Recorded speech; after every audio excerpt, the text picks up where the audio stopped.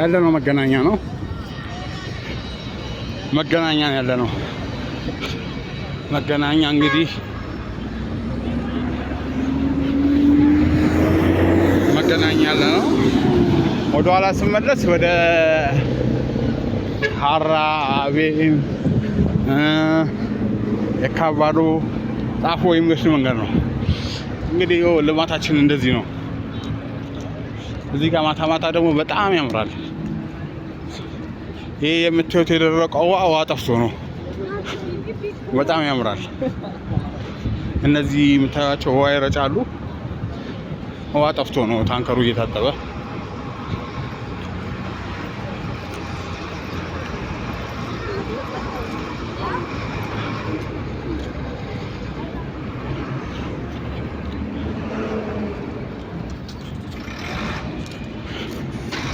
ይገናል እዛ ጋር ቴሌቪዥን ነው።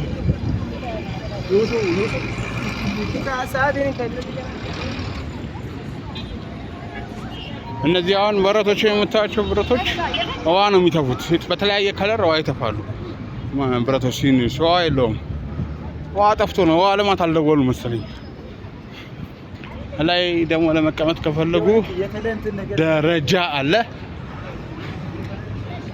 በዚህ ደረጃ ወጥተው ወንበር አለ፣ የተዘጋጀ ወንበር መቅረት ይችላል። ሰላም ነው። እንዴት ናችሁ? ፎቶ አንሺዎች ናቸው አሁን ሰላም ያልኳቸው። ይሄ አዲሱ አስፋልት ነው ወደ ቤተ መንግስት። እዛ ተራራ ላይ እንዴት ላሳያችሁ እናያችሁ። ቆይ ተራራውን ላሳያችሁ። ሁለተኛው ቤተ መንግስት ይሰራል የተባለበት ነው።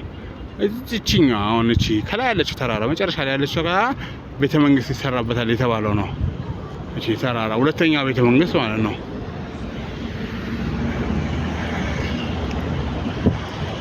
አሁን እኔ ወደ ሽሮ ሜዳ እየሄድኩ ነው። ወደታች ቀጥታ ወደ ምንድነው የሚወስደው መሰላችሁ?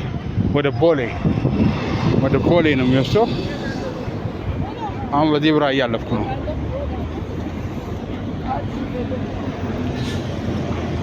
እዚህ ባስ ይበዛል። ባስ ይበዛል። የተባበሩት ህንጻ ያው ፊት ለፊት ነው። የተባበሩት ህንጻ ላይ ያው ልብስ ምናምን መግዛት የሚፈልግ ሰው በጣም ቅናሽ አለ። የተባበሩት ህንጻ ላይ ፓኬጂንግ ባባላለ አንድ ሱሪ፣ አንድ ፓንት፣ አንድ ቲሸርት እና አንድ ካስሊ በ2000 ብር ከ1600 እስከ 2000 ብር ያው እና የተባበሩት ህንጻ ይባላል። ፊት ለፊት የምታዩት ትልቁ ፎቅ ሳይሆን ትንሿ ማለት ነው። የተባበሩት እዛ ጋር የመርካቶ ታክሲ አለ። አሁን ግን በዛኛው በኩል ቀይረውታል።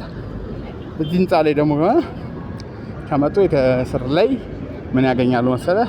መገናኛ ከመርካቶ መገናኛ ሳይሻገር ወርደው የተለያዩ ሞባይል አክሰሶች ነው። ደግሞ ክፍለ ከተማ የካ ክፍለ ከተማ ማለት ይሄ ነው። የካ ክፍለ ከተማ እዛ በኢህአዴግ ጊዜ ነው የተሰራው የመጀመሪያው ክፍለ ከተማ። ይሄንን አይተው ነው እያንዳንዱ ክፍለ ከተማ ከዚህ ነው ሳምፕል የወሰዱት።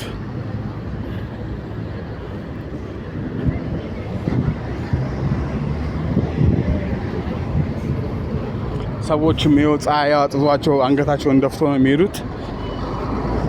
ቁጭ ይላላችሁ።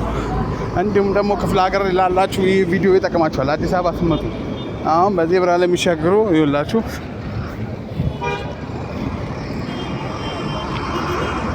ክፍለ ከተማው በጣም ትልቅ ነው ከሚገባው በላይ። ኖክለስ ፕላዛ ይላል። ኖክለስ ፕላዛ ይላል። ፊት ለፊት ላይ የምታዩት ኖክለስ ፕላዛ አዲስ ፎቅ ነው። እነዚህ ደግሞ ነጫጭ ድንኳኖች ምንድነው እንወያይ የሚል አጀንዳ ይዘው የተለያዩ ንግዶች ናቸው። የተለያየ ነጋዴዎች ናቸው። ኢንተርፕራይዝ እንትን ብለው ተደራጅተው ይመስለኛል።